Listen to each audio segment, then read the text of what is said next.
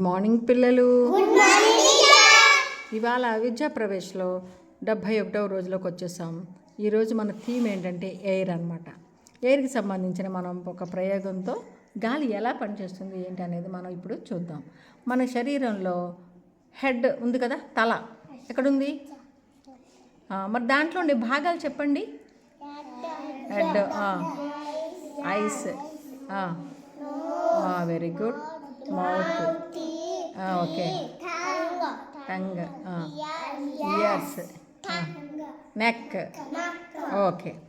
ఇప్పుడు ఈ అన్నిటిలోకి వెళ్ళా మనం ఈరోజు థీమ్ ఎయిర్ అనుకున్నాం కాబట్టి ముక్కు గురించి, ముక్కుతో మనం ఏం చేస్తాం? గాలి పీలుస్తాం, వాసన చూస్తాం కదా, అవునా? సరే, ఇప్పుడు ఊదాలన్నమాట. ఎవరు బాగా ఊదుతారు? భరత్, నువ్వు ఊతావమ్మా? ఉందా, ఊదు. అయ్యో, భలే ఎగిరిపోయిందిరా. అయ్యి, ఇంకా ఇంకా ఆ చివరిది కదిలిందా? ఆ చివరిది కదిలిందా? కదలలేదు. ఎందుకు కదలలేదంటారు? బరువుగా ఉంది. Very good. మరి ఇది బాగా కదిలిపోయింది కదా, ఇది బాగా కదిలింది.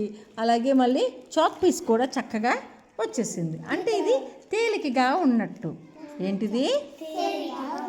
అంటే తేలికైన వస్తువులు త్వరగా గాలిలో కదులుతాయి. చెట్లు ఉంటాయి చూడండి, చెట్లు ఆకులు కదులుతాయి కానీ చెట్టు కదులుతుందా?